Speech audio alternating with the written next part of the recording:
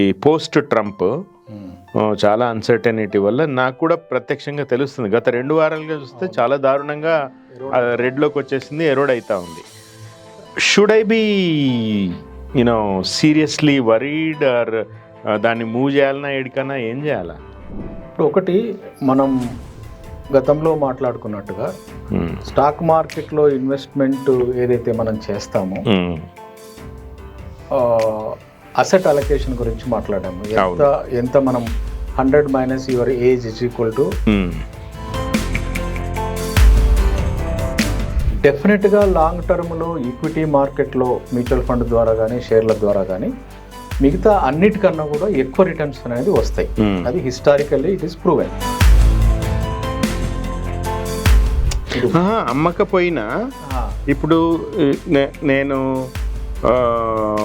Stocks ఎన్ఎఫ్ఓలు అనుకోండి, suppose 179 రూపాయలు ఒక షేర్ అనుకోండి, నేను కొన్నాను, అది 50 రూపాయలకు పడిపోయింది అనుకోండి. నేను అమ్మకపోయినా ఆల్రెడీ నష్టం జరిగినట్టే కదా. నష్టం జరిగింది అంటే లాస్ బుక్ చేసినప్పుడే నష్టం. మీ బుక్ వాల్యూ తగ్గింది, ఇప్పుడు నోషనల్ వాల్యూ తగ్గింది, ఓకే అంతే.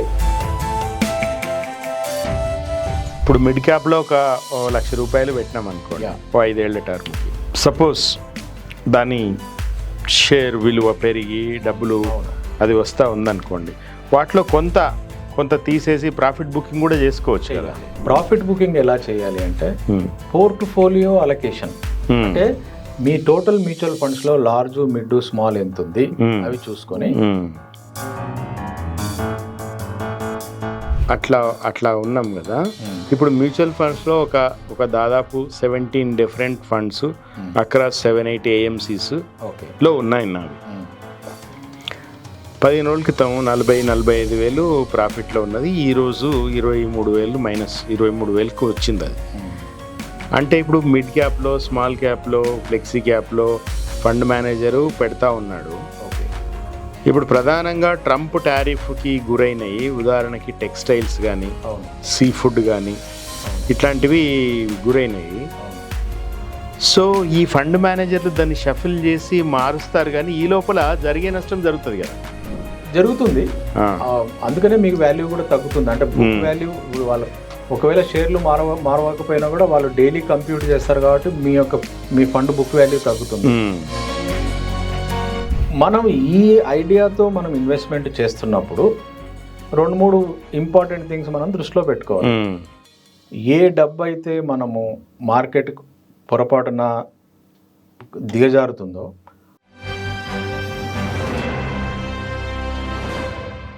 నమస్తే, వెల్కమ్ టు 3TV. మనము ఆర్థిక అంశాల మీద, మన వెల్త్ క్రియేషన్ మీద కోటీశ్వరుడు సిరీస్ చేసినాం పాషం అన్నతో. కొంత pause as part of the ప్లానే కొంత పాజ్ ఇచ్చినాం. మళ్ళీ ఇప్పుడు కొంత మార్కెట్లో ఉన్న అనిశ్చితి, అమెరికాలో ట్రంప్ చేస్తున్న బీభత్సం, దాని పరిణామాలు, మామూలు మధ్యతరగతి చిన్న మొత్తాలు పొదుపు చేసేటోళ్ళు, మదుపరులు ఏం చేయాలి ఈ అన్సర్టనిటీ సిచ్యువేషన్లో అనేది మాట్లాడదాం. ఈరోజు మళ్ళీ మనతో పాషం రెడ్డి ఉన్నారు. అన్న, వెల్కమ్ టు ది షో. నమస్తే, వెల్కమ్ టు కోటీశ్వరుడు 11 అనుకోండి, ఆర్ కోటీశ్వరుడు 2లో సెకండ్ సీజన్ పార్ట్ 1 అనుకోండి. ఎస్, మీరు అన్నట్లుగా ఈ అనిశ్చితి తర్వాత చాలామందికి మనం ఇచ్చిన అడ్వైస్ ప్రకారంగా ఇన్వెస్ట్మెంట్ స్టార్ట్ చేశారు.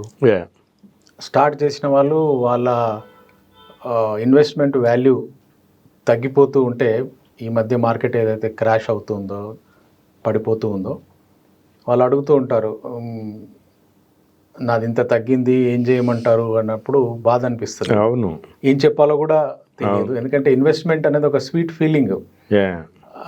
గ్రీన్లో కనిపించడానికి, రెడ్లో కనిపించడానికి చాలా తేడా ఉంటుంది. అవును, అది మనం కూడా ఫేస్ చేస్తున్నాం కదా. We are also going through that. అవును, సో కాబట్టి we can feel that pinch, తెలుస్తుంది.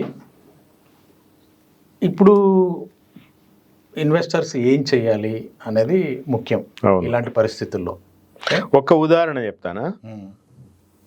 మ్యూచువల్ ఫండ్స్లో, స్టాక్స్లో మొత్తంగా గత సంవత్సర కాలంలో నేను ఈ మధ్య న్యూ ఫండ్ ఆఫర్లు వచ్చినప్పుడల్లా ఎన్ఎఫ్ఓస్ వాడు ఒకసారి అంతా వాటిని చూసి కొంచెం బాగున్నాయి అనుకున్నాయి ఎన్ఎఫ్ఎల్ కొంటున్నాం. ఓకే.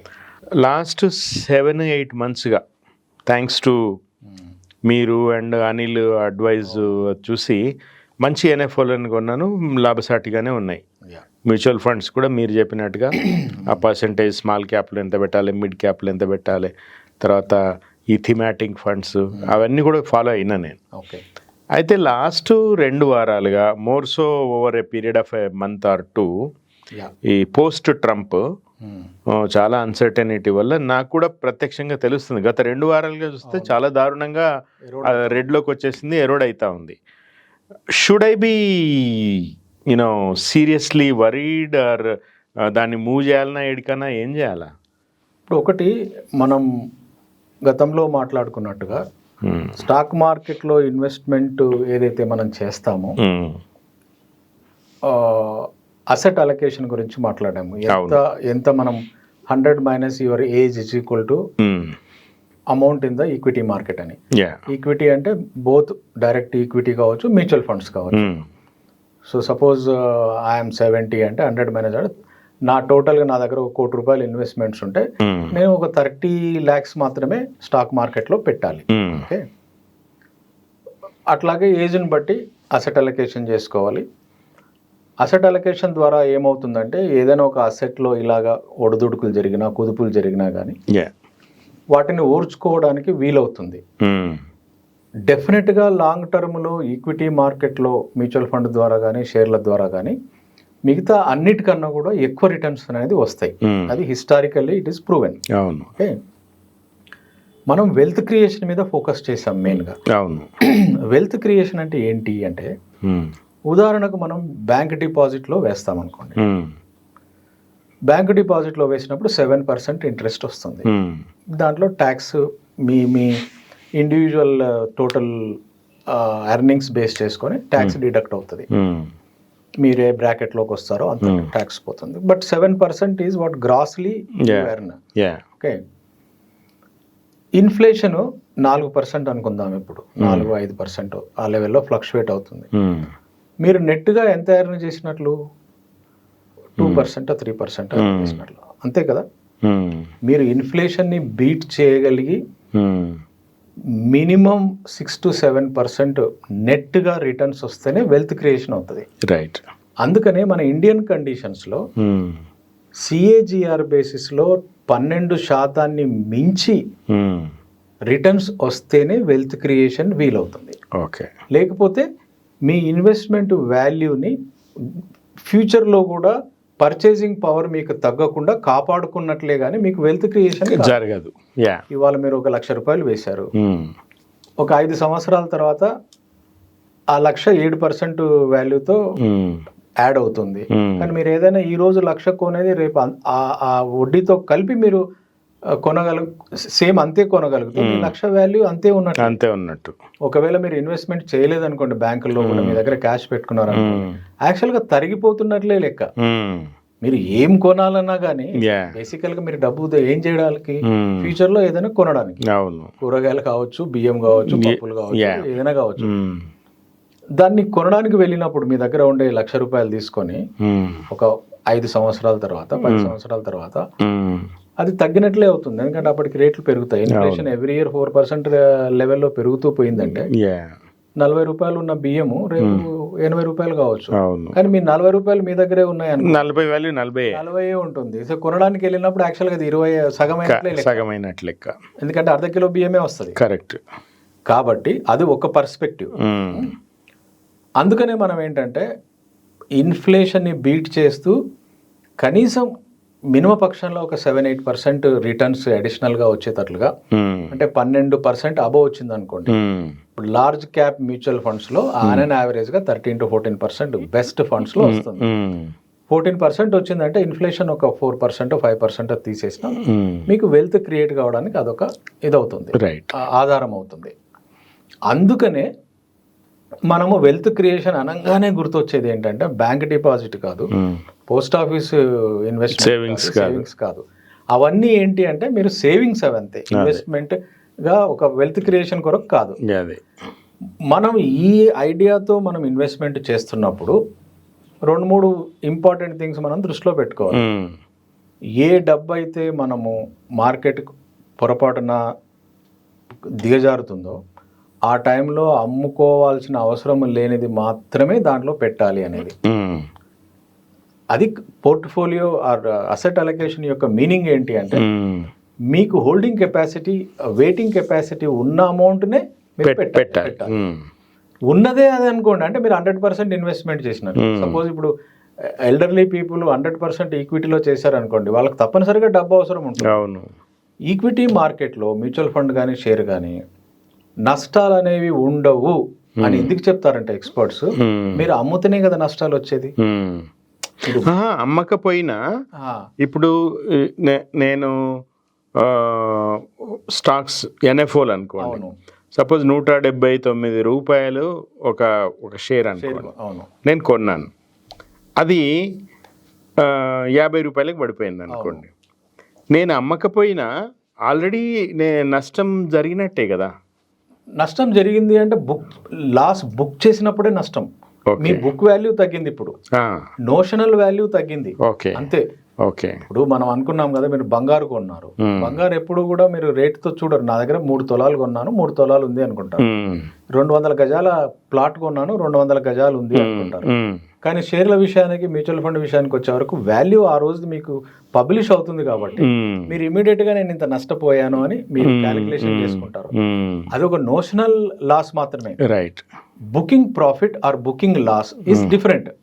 మీరు లాస్ బుక్ చేయడానికి, మీరు ఒకవేళ అమ్మారు అనుకోండి, ఇవాళ మీరు మీ అసెట్ అలొకేషన్ ప్రకారంగా ఎంత పెట్టగలుగుతారో అంతే పెట్టినప్పుడు మీరు ఎందుకు అమ్మాలి? ఇప్పుడు దాన్ని అమ్మకూడదు. మీరు మీకు ఏదైనా అవసరం ఉంటే వేరేది లిక్విడిటీ చేయాలి. ఈక్విటీ మార్కెట్లో పెట్టిన ఇన్వెస్ట్మెంట్ చేయకూడదు, particularly when they are in red. In red ఎందుకు అంటున్నానంటే, మనం కొన్ని కాన్సెప్ట్స్ గురించి మాట్లాడాము. మార్కెట్ ఇప్పుడు సెన్సెక్స్ 85,000-86,000 దాకా వెళ్ళింది, ఇవాళ 80,000కి పడిపోయింది. మార్కెట్లో ఆల్ టైమ్ హై అని ఒకటి ఉంటుంది. ఇప్పుడు 86,000 సెన్సెక్స్ అనేది ఆల్ టైమ్ హై. అట్లాగే 200 days యావరేజ్ అని, 500 days యావరేజ్ అని ఉంటాయి మార్కెట్లో. ఇదంతా పబ్లిష్డ్ డేటా.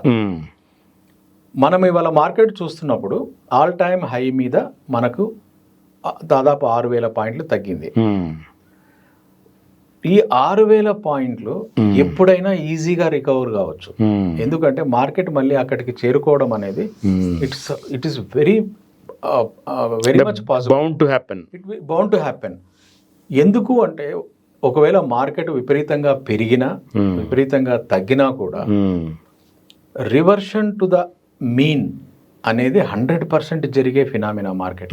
అది కొంచెం ఎక్స్ప్లెయిన్. రివర్షన్ టు మీన్ అంటే, మీరు లార్జ్ క్యాప్ మ్యూచువల్ ఫండ్స్లో పెట్టారు, సే 13-14% రిటర్న్స్ వస్తాయి లాంగ్ టర్మ్లో. లాంగ్ టర్మ్ అంటే 10 years అనుకోండి, 5 above 10-20 అయితే ఇంకా బెటర్.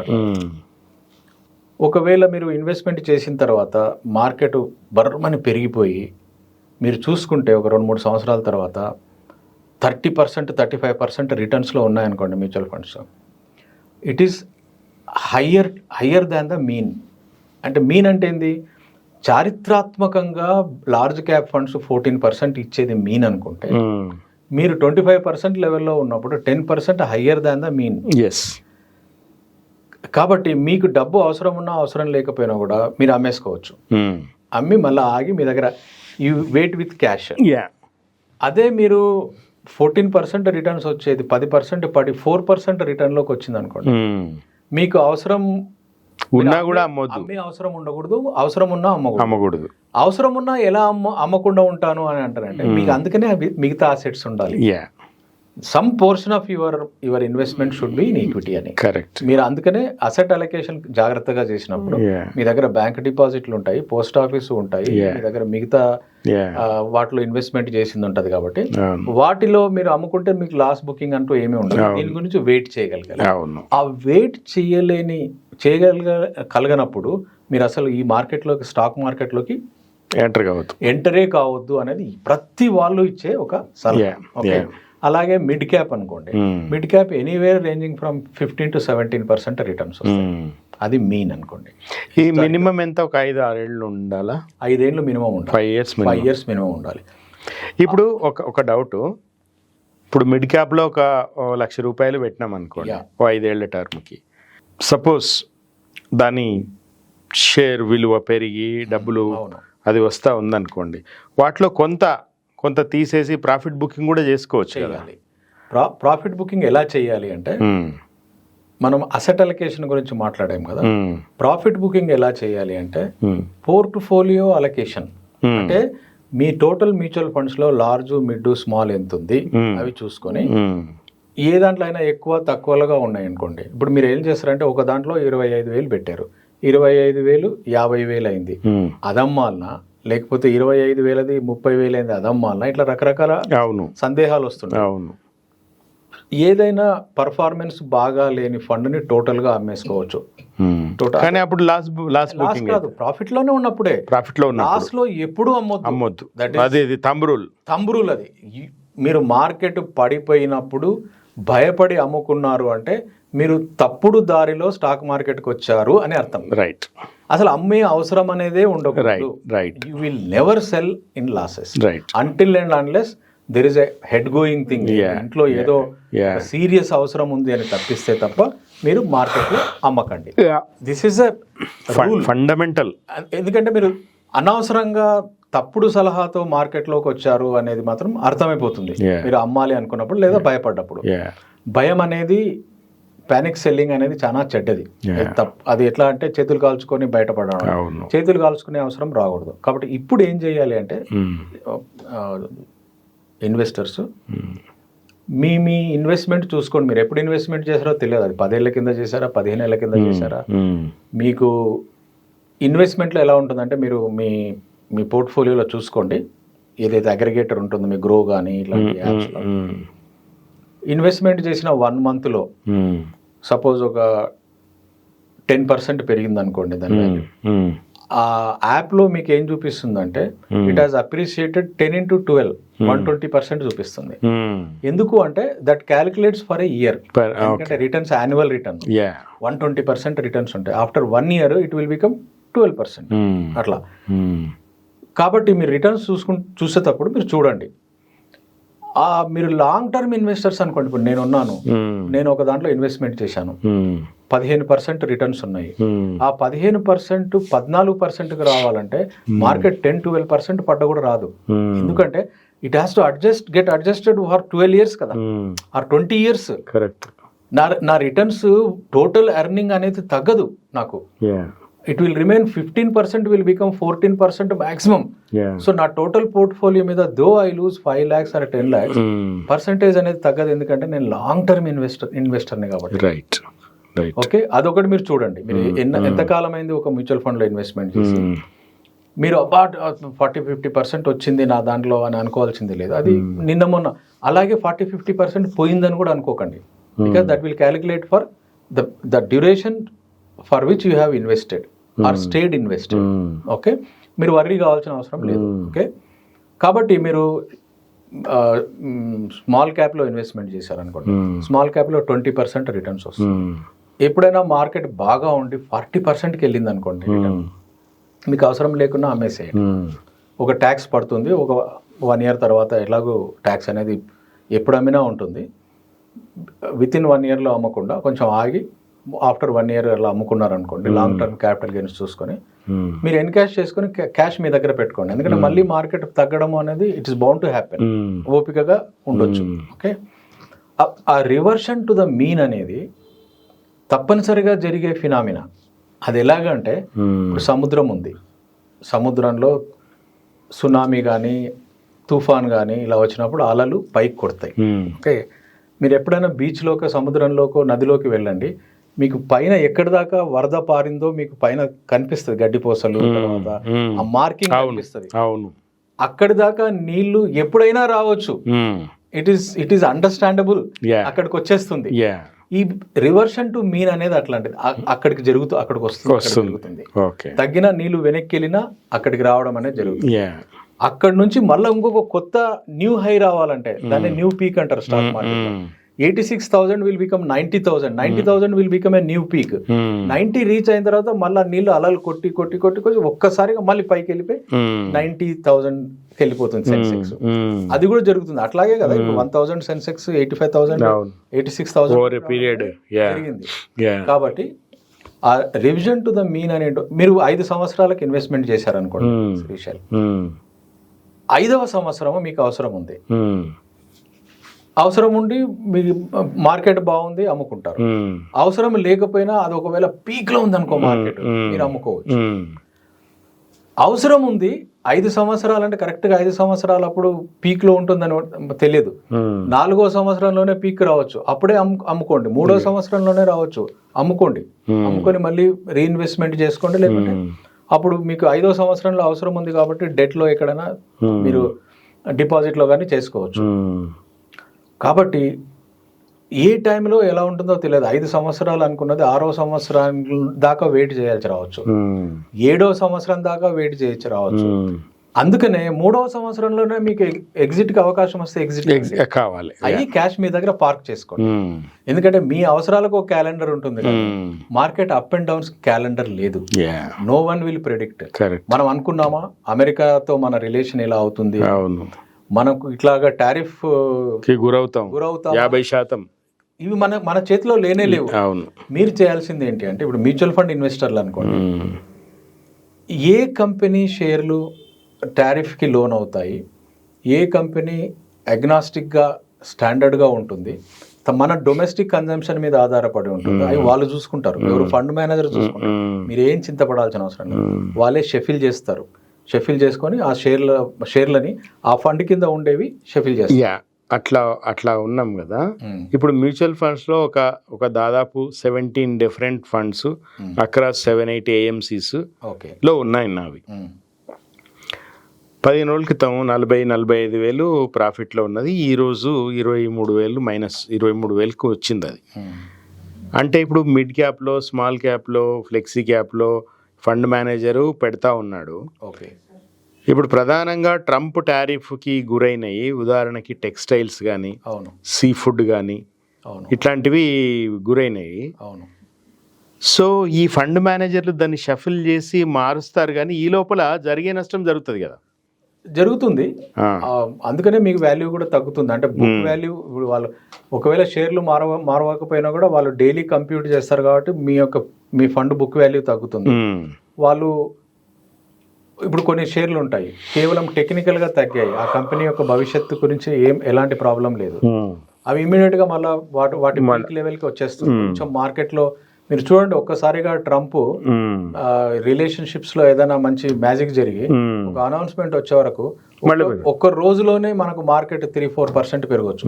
ఎందుకంటే ఇప్పుడు ఆ విధంగా బాయిల్ డౌన్ అయింది, ఒక్కసారిగా పెరుగుతుంది, ఇమ్మీడియట్ గా మళ్ళీ మనకు రిటర్న్స్ వచ్చేస్తాయి. ఈ టైంలో my suggestion is equity related investments ని లాస్ బుక్ చేయొద్దండి. నంబర్ 1 ఓర్చుకోండి. ఏదైనా పొరపాటున 100% దాంట్లోనే పెట్టాము, మిగతా ఇన్వెస్ట్మెంట్స్ ఏమీ అవసరం ఉంది అనుకుంటే మనం చేయలేము. అది పొరపాటు చేసాము కాబట్టి దాన్ని మనం బేర్ చేయాల్సింది. ఓకే, ఏవైనా సిస్టమాటిక్ ఇన్వెస్ట్మెంట్ ప్లాన్స్ ఉంటే కంటిన్యూ చేయండి. లంసమ్ ఇన్వెస్ట్మెంట్ వీలైతే కూడా చేసుకోవచ్చు. ఇప్పుడు 1,50,000 అలా ఉన్నాయి దేంట్లో, ఎందుకంటే తక్కువ ఉంది కాబట్టి ఎక్కువ యూనిట్స్ కొనుక్కోవచ్చు. మన ఫండ్లోనే మనం ఇన్వెస్ట్మెంట్ చేసిన ఫండ్లోనే వేయొచ్చు అనుకుంటే వేసుకోవచ్చు. ఆ విధమైన దీంట్లో ఉండాలి. మీరు కావాలనుకుంటే మీరు ఇన్వెస్ట్మెంట్ చేసిన మ్యూచువల్ ఫండ్ల యొక్క హోల్డింగ్ కూడా చూడండి. హోల్డింగ్ కంపెనీలోకి వెళ్ళండి.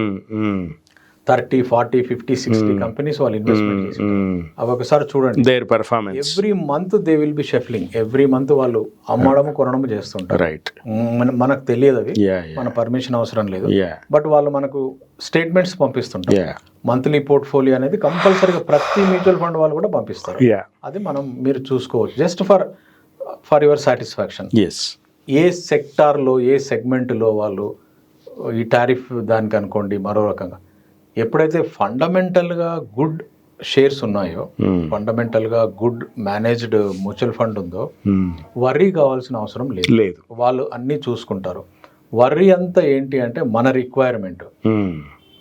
మిగతాది మీకు బుక్ వాల్యూ తగ్గడం కానీ, మీరు నోషనల్ లాస్ కానీ అవి మీరు ఏవి పట్టించుకోని నోషనల్ లాస్లోకి వెళ్ళకండి మీరు. Yeah, I understand it's a bad feeling when you see in red, bad feeling. కానీ వర్రీ అవసరం లేదు, ఎందుకంటే మీరు ప్రిపేర్ అయ్యే దిగారు, దీస్ సిచ్యువేషన్స్ విల్ కమ్ అని. అయితే మీరు అనొచ్చు, నేను 1 year ఇన్వెస్ట్మెంట్ చేసి 1 year బ్యాక్ నేను పెట్టిన నా 10 lakhs ఇవాళ కూడా 10 lakhs, ఇన్ఫాక్ట్ 9.5 lakhs ఉంది అని అనుకోవచ్చు కదా. బట్ 9.5కి 10 lakhs 9.5కి వచ్చింది. బట్ 10 lakhs ఒకప్పుడు 12 lakhsకి వెళ్ళింది. కాబట్టి విత్ స్లైట్ గుడ్ న్యూస్ 12 lakhsలోకి మీ పోర్ట్ఫోలియో వెళ్ళే అవకాశం చాలా ఉన్నాయి. అందుకనే మనం రోజు దాన్ని పోయి విజిట్ చేసి తలపెట్టి మనం ఎన్నో ఉదాహరణలు చూస్తుంటాం. మా నాన్న ఎంఆర్ఎఫ్ షేర్లు కొని సంతకాలు టాలీ కాకనో దేనికో బ్యాగ్లో దొరికాయి, ఆయన చనిపోయిన తర్వాత నాకు ఇది ఇవాళ 12 కోట్ల వాల్యూ, 13 కోట్ల వాల్యూ అని. అట్లాగే మా మిత్రుడు ప్రకాష్ ఏవో ఒక మ్యూచువల్ ఫండ్ కొని దాన్ని అట్లాగే మర్చిపోయాడు. చివరికి తీసి దాన్ని ఎంత అవుతుందో చూడాలి దీని యూనిట్ వాల్యూ అంటే, అది 10 times 12 times అరే ఇంత డబ్బు వస్తుందంటే నేను అప్పుడు ఇంకా ఎక్కువ పెట్టేవాడిని అన్నాడు. అట్లా మర్చిపోయిన వాళ్ళకే స్టాక్ మార్కెట్లో లాభాలు వస్తాయి. అంటే ఇగ్నోర్ చేసిన వాళ్ళని కాదు, ఊకే దాని మీదనే డిపెండ్ అయ్యి దాన్నే పట్టుకొని వెయిట్ చేసి దాన్ని అలాగే మెచ్యూర్ కానిస్తే, గ్రో కానిస్తే వాళ్ళకు బెనిఫిట్స్ అనేవి ఎక్కువగా వస్తాయి.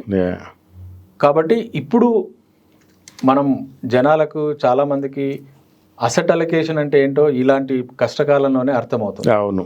లేకపోతే ఏమనుకుంటారు, ఇవాళ మీకు అనిపిస్తుంది, నేను నా 10 లక్షలు బ్యాంకులో వేసింటే ఈ 1 yearలో 7% ఇంట్రెస్ట్ అయినా కూడా 10,70,000 మీకు వచ్చేది కదా, 70,000 ప్రాఫిట్ వచ్చేది కదా. ఈ అనవసరంగా స్టాక్ మార్కెట్లకు పోయి నేను 50,000 పోగొట్టుకున్నాను అనేది వస్తుంది. అసెట్ అలొకేషన్ కరెక్ట్గా ఉంటే ఆ ఫీలింగ్ రాదు. అవును. ఎందుకు అంటే నా టోటల్ పోర్ట్ఫోలియో ఈల్డ్ 7 బదులు 10కి తీసుకురావాలనే ఆలోచనతో మీరు స్టాక్ మార్కెట్లో ఒక 30% పెట్టాలి. కరెక్ట్. పెట్టినప్పుడు టోటల్గా యావరేజ్ అవుతుంది, వెల్త్ క్రియేషన్ అనేది జరుగుతుంది. కాబట్టి ఇట్లాంటి టైంలోనే మనం జబ్బు పడ్డప్పుడే న్యూట్రిషనల్ వాల్యూ తెలిసినట్టు, ఇలాంటి టైంలోనే మనకు కొన్ని బేసిక్ సూత్రాలు ఏవైతే ఉంటాయో, కొంతమంది టిప్ బేసిస్లో ఇన్వెస్ట్మెంట్ చేయడాలు అలా కాకుండా ఫండమెంటల్ కంపెనీలో ఉన్నాయనుకోండి. ఇప్పుడు మీరు ఐపీఓలు ఇవాళ ప్రాఫిట్లో ఉన్నాయనుకోండి, దాని అర్థం ఏంది, ఫండమెంటల్స్ బాగున్నప్పుడు వర్రీ కావాల్సిన అవసరం లేదు. ఆ కంపెనీలో ఫండమెంటల్స్ అంటే ఏం లేదు, వాటి ప్రాఫిటబిలిటీ ఉంది కాబట్టి మీ ఎన్ఎఫ్ఓ షేర్లు అన్నీ కూడా ఇవాళ గ్రీన్లో ఉన్నాయి. టాకింగ్ అబౌట్ ఎన్ఎఫ్ఓస్, ఇప్పుడు నేను one of such NFO 109% returns ఉన్నాయి. వాటిలో సపోజ్ నేను ఒక సగం తీసేసి సగం కంటిన్యూ చేసి ఇంకో ఆ మిగిలిన సగము ఇంకెక్కడైనా ఇప్పుడు చాలా పడిపోయిన వాళ్ళు ఉన్నాయనుకోండి, which would again bounce back ఆ ఇండస్ట్రీని బట్టి చేయొచ్చు. 2 చూడండి, ఒకటేంటంటే ఎన్ఎఫ్ఓ ద్వారా వచ్చిన కంపెనీలు వాళ్ళు జనరల్గా ఎన్ఎఫ్ఓకి ఎందుకు వస్తారు అంటే, కొత్త కంపెనీలు వాళ్ళ ఎక్స్పాన్షన్ ప్రోగ్రామ్, అవును, వాళ్ళ కొత్త ప్రోడక్ట్ రేంజ్లు తీసుకురావడం కోసం వస్తారు. ఎన్ఎఫ్ఓ వచ్చిన కంపెనీలో ఎన్ఎఫ్ఓ వచ్చిన తర్వాత 2-3 సంవత్సరాలకి, అంటే ఇప్పుడు స్విగ్గీ చూడండి, జొమాటో చూడండి, పేటిఎం చూడండి, ఎన్ఎఫ్ఓ అయిపోయిన 2-3 సంవత్సరానికి కానీ న్యూ ప్రాఫిట్స్ అనేవి కిక్-ఇన్ కావు రైట్ సిస్టంలోకి, అంటే వాళ్ళ బ్యాలెన్స్ షీట్లో. కాబట్టి ప్రిమెచ్యూర్ సేల్స్ అవుతుంది. ఒకవేళ మీరు ఆ కంపెనీ ఎందుకొరకు ఎన్ఎఫ్ఓలోకి వచ్చింది, వాళ్ళు కొత్త ఫ్యాక్టరీ స్టార్ట్ చేశారు, కొత్త కారు లాంచ్, ప్రిమెచ్యూర్ సేల్స్ అయితే ఏంది, ఇప్పుడు నాకు రావాల్సింది అంటే ప్రాఫిట్ నాకు వచ్చేస్తుంది కదా, ప్రాఫిట్ వచ్చే అవకాశం ఉంది కదా మీకు. ఎందుకు ఊరికే అడ్మినిస్ట్రేటివ్ ఎక్స్పెన్సెస్, మీకు సేమ్ కంపెనీలోనే మీకు అనదర్ 100% కంటిన్యూ ఈ ఇన్వెస్ట్మెంట్లు ఏంటంటే running from pillar to post. ఎందుకు, if you stay invested that may give more profit or equal profit to you. This is uncertain where you are investing again తీసేసి, అది ఒకటి. ఆ NFO if it is meant for expansion and growth oriented investment. కొంతమంది ఏం చేస్తారంటే ఎన్ఎఫ్ఓలు, you have to be very careful, అప్పులు తీర్చుకోవడానికి పబ్లిక్ వస్తారు, అది మీకు గ్రోత్ రాదు. రైట్, అర్థమైందా? సో అదంతా ఒక పెద్ద మాయాజాలం, స్కామ్, అది ఫ్రాడ్ అది. ఓకే, చూడండి. రెండవది ఏంటి అంటే ఈ ఎన్ఎఫ్ఓలో మీరు ప్రాఫిట్ అంటున్నారు 110% ప్రాఫిట్ అని. 110% profit over a period of what time? Is it 1 year or 2 years? నేను చెప్పిన ఎగ్జాంపుల్ 6 months. 6 months అంటే యాక్చువల్గా మీరు 50% ప్రాఫిట్ వేసుకోవాలి, ఎందుకంటే that percentage is calculated for annum. So మీకు ఈ 6 months గాను 50% గ్రాస్ రిటర్న్స్ వచ్చినట్టు మీరు చూసుకోవాలి. Then if it is really good and ఇంత మార్కెట్ ఇంత డౌన్ అయినప్పుడు కూడా అంత బాగా ఉంది కాబట్టి రేపు మార్కెట్ బాగా వచ్చినప్పుడు ఇంకా బాగా ఉంటుంది కాబట్టి అదొకటి చూసుకోండి. ఆ విధమైన వీలైనంత వరకు టూ మచ్ ఆఫ్ షెఫ్లింగ్ కూడా మంచిది కాదు, రైట్, అన్నెసెసరీ అవుతుంది. ఓకే, మీరు ఏదైనా బాగా పెరిగింది రాంగ్ న్యూస్ ద్వారా షేర్ మ్యానిపులేషన్ అయి పెరిగింది అని అమ్మేసుకొని మీరు జనరల్గా ఎగ్జిట్ అయిపోయి మంచి కంపెనీ మ్యూచువల్ ఫండ్స్ కానీ ఇలాంటి వాటిలో మీరు ఇన్వెస్ట్మెంట్ చేసుకోవచ్చు. లేదా that money you can use to create a fund for your NFO subscription. Right, NFO subscription కి మీ దగ్గర ఒక ఫండ్ ఉండాలి, 5 lakhs 6 lakhs what ever it may be. కొత్త వస్తూ ఉంటాయి కాబట్టి మంచిది ఏదైనా వచ్చినప్పుడు సబ్స్క్రైబ్ చేయడానికని మన రీసెంట్ గా నేషనల్ స్టాక్ ఎక్స్చేంజ్, అవును నేను చేసిన కానీ వాడు వాళ్ళకి అలాట్ చేయలేవాడు, చాలా హై ఓవర్ సబ్స్క్రైబ్ అయింది, చాలా మంది చేశారు అది. కరెక్ట్. అట్లాంటిది ఏదైనా వచ్చినప్పుడు ఎన్ఎస్డిఎల్ ఎక్కువ లాట్స్ పెట్టడానికి కానీ మీ దగ్గర కొంచెం ఫండ్ ఉంటుంది, దాన్ని కూడా మీరు వాడుకోవచ్చు. సో అయితే ఒకటి, ఇప్పుడు లాస్ట్ 1 week 10 daysగా ఎక్కడెక్కడ ఏ మ్యూచువల్ ఫండ్ రెడ్లోకి వచ్చిందో మనకు అన్ని యాప్లలో తెలుస్తాయి కదా, అవి తీసేయడము మంచిదా అంటే మళ్ళీ లాస్? ఎందుకంటే ఇప్పుడు సపోజ్ ఎక్స్టర్నల్ ఫ్యాక్టర్స్ని దృష్టిలో పెట్టుకొని ఇప్పుడు అమెరికాకి మనకి చెడిపోయిన సంబంధాలు 50%, ట్రంప్ హెల్త్ బాగాలేదు, JD వాన్స్ ఏమైనా అవుతాడేమో తెలియదు, ఈ లోపల మనకి అటు చైనాతోనూ జపాన్తోనూ మిగతా ఎక్స్పోర్ట్స్కి సంబంధించి దాదాపు 56 దేశాలని లిస్ట్ చేసిరు, వాళ్ళందరితో చేయబోతున్నారు. 25,000 కోట్ల ఫండ్ పెట్టి ఎక్స్పోర్టర్స్కి చిప్ మ్యానుఫ్యాక్చరింగ్ అష్యూరెన్స్ ఇవ్వాలని సెంట్రల్ గవర్నమెంట్ నిర్ణయాలు రాబోతున్నాయి, రివిజన్ జరుగుతూ ఉంది. So they are definitely taking measures to combat this situation, uncertainty. అయితే ఇవి మళ్ళీ ఇప్పుడు ఆబ్వియస్లీ టెక్స్టైల్ కానీ లేదా సీ ఫుడ్స్ కానీ ఏవైతే రెడ్లకు పోయినాయో వీళ్ళు తీసుకుపోయే మెజర్స్ వల్ల పెరగొచ్చు అని కాస్త ఆగి చూడాలా, లేకపోతే వాటిలోంచి తీసేసి ఈ గ్రీన్లో ఉన్న ఎన్ఎఫ్ఓలో పెట్టాలా? 2 విషయాలు. ఒకటి, ఈ థిమాటిక్ సెగ్మెంట్ సెక్టోరల్ ఫండ్స్ అనేవి ఎప్పుడు కూడా మంచివి కాదు, నెంబర్ 1. ఎందుకంటే వాటికి ప్రాఫిట్ పెరిగితే ఎంత బాగా పెరుగుతాయో పడితే అంత బాగా పడతాయి, ఎందుకంటే they are highly focused on that industry. మీరు అన్నారు for example sea foods, textiles. Sea ఫుడ్లోనే ఇప్పుడు మనకు అడ్డంకి వచ్చింది అంటే విపరీతంగా తగ్గిపోతుంది. కాబట్టి వీలైనంత వరకు సెక్టోరల్ ఫండ్స్లో ఉండకుండా చూసుకోవాలి. ఆల్రెడీ మీరు ఇన్వెస్ట్మెంట్ చేసింటే you follow the happenings in such a manner that మీరు ఇవాళ అమ్మేసుకొని లాస్ బుక్ చేసిన తర్వాత ఒక 1 week తర్వాత ఇంపార్టెంట్ మీటింగ్ ఉంది where things policy matters will be decided, then you will get a positive. Market ఎట్లా అంటే రాబో వార్తల గురించి తగ్గడమో పెరగడమో జరుగుతుంది. ఆ ఈవెంట్ జరిగినప్పుడు యాక్చువల్గా ఏమీ ఉండదు, స్పెక్యులేషన్. కాబట్టి already market has discounted the bad news and the likely losses of the industry. కాబట్టి ఇవాళ మీకు అది తగ్గిపోయింది, ఓకే, లాసెస్లో ఉంది.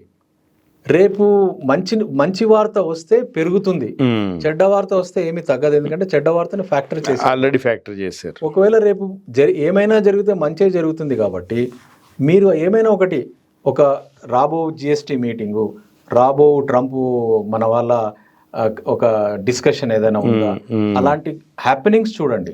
ఆ హ్యాపెనింగ్ క్యాలెండర్ ప్రకారంగా ఒక 15 రోజులు పెట్టుకోవడం మంచిది, నెల రోజులు పెట్టుకోవడం మంచిది.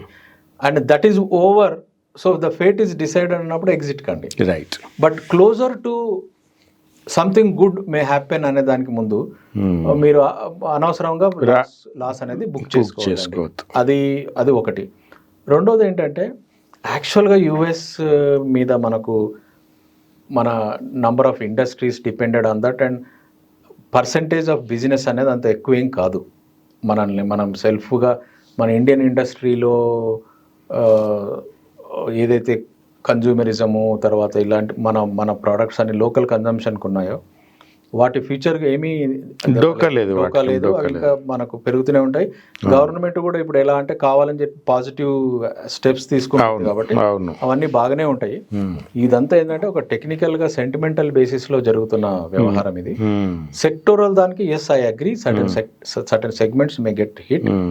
Even those segments also, if nothing good is going to happen and nothing is there on cards for discussions or for decision making అనుకున్నప్పుడు మీరు ఎగ్జిట్ అయిపోండి.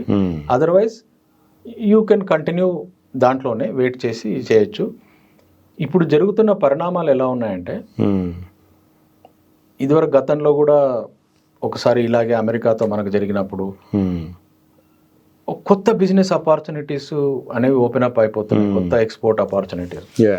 అమెరికా కూడా మళ్ళీ మనకు సేమ్ స్థాయిలోకి వచ్చేసింది అనుకోండి. Imagine the growth rate of that companies will be substantial. Correct. So కాబట్టి ఇది ఒక రకంగా మంచిదే. ఈ లంకనం లాగా ఈ అమెరికన్ టారిఫ్స్ అనేవి లంకనం లాగా మంచి రిజల్టే రావచ్చు అనేది చాలా మంది ఎక్స్పర్ట్స్ చెప్పడం. రైట్.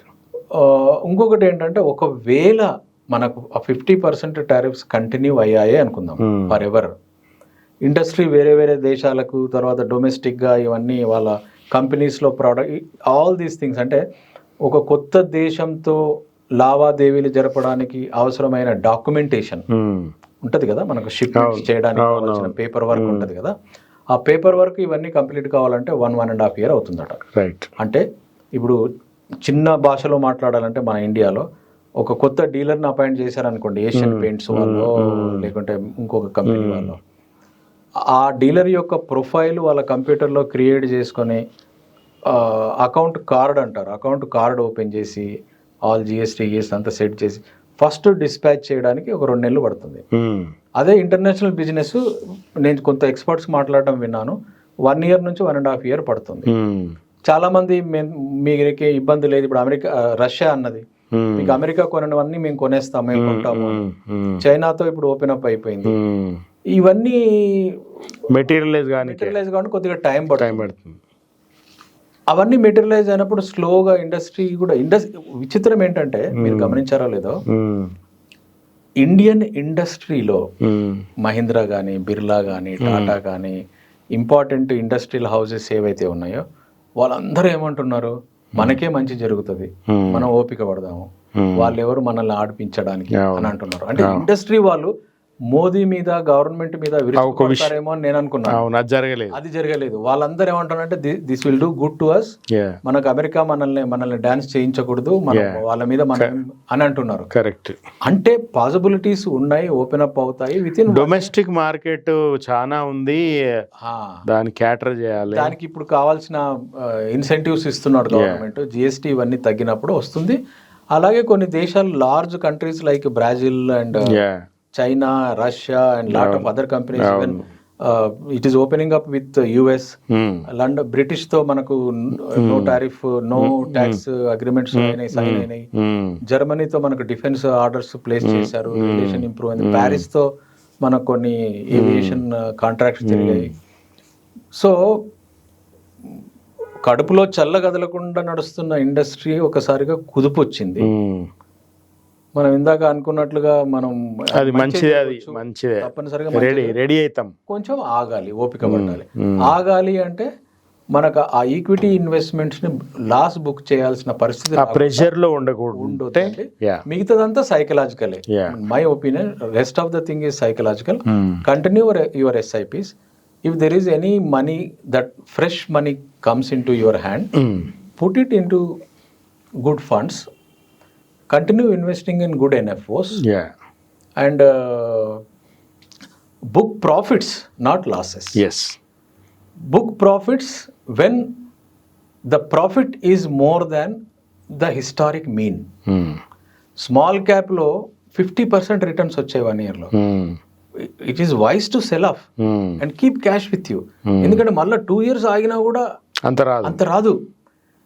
ఆ విజ్డమ్ ఉండాలి. అదే ఆ విజ్డమ్ ఉండి ప్లే చేసుకోగలిగితే స్టాక్ మార్కెట్లో భయపడాల్సిన అవసరం లేదు. ఇన్వెస్టర్స్ ఏదో పొరపాటున ఎంటర్ అయ్యామని అనుకోవాల్సిన అవసరం లేదు. All set and done in the long run wealth creation is only possible with equity markets. కాకపోతే కొత్తగా ఎంటర్ అయిన వాళ్ళు యంగ్స్టర్స్ వర్రీ అవుతున్నారు. అంత ఈజీగా ఏదే కానీ కేక్ వాక్ కాదు. 30% 40% రిటర్న్స్ ఎప్పుడూ రావు. ఒకటే గుర్తుపెట్టుకోండి, లాంగ్ టర్మ్లో 13 to 14% of returns on large cap, 15 to 18% on mid cap, 20 to 25% on small cap will come. What is large cap, long term is a subjective terminology. 5 years is 10 years is more better than 5 years. 15 years is, ఎందుకంటే ఈ waves ఏవైతే వస్తుంటాయో, ఇలాంటి depressions తర్వాత ఇవన్నీ వస్తుంటాయి, స్పర్ట్లు వస్తుంటాయి, వాటి కొరకు మనం క్యాలెండరైజ్ చేయలేము. అవి ఎప్పుడు వస్తాయో తెలియదు. కాబట్టి 5 సంవత్సరాలు అనుకున్నది 6 ఏళ్ళు కావచ్చు, 7 ఏళ్ళు కావచ్చు, 3 ఏళ్లలోనే మీకు లాభాలు వచ్చి పడవచ్చు. అలా వచ్చినప్పుడు అమ్మేసుకోండి. ఆగాలన్నప్పుడు ఇంకో 2 ఏళ్ళు ఎక్కువగా ఆగగలిగేటట్లుగా ఉండండి. ఇన్వెస్ట్మెంట్లు కంటిన్యూ చేయండి. And always keep certain liquid funds with you.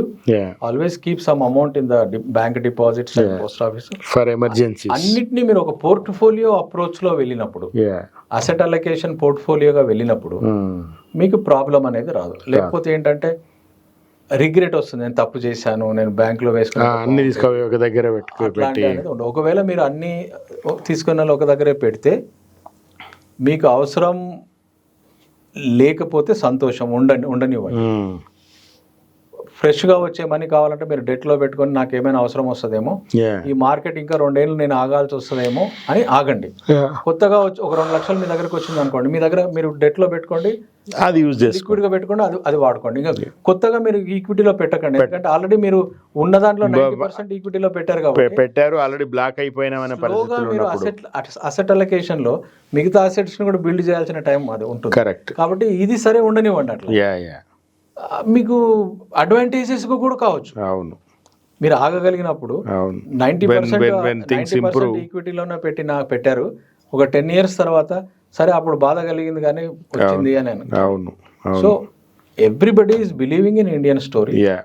Fundamental growth has been very very very promising, positive అన్నీ ఉన్నాయి. కాబట్టి that is what I feel. Sure. Okay, na. With that positive note, we'll end this. So don't panic, don't worry. Things are going to be all right.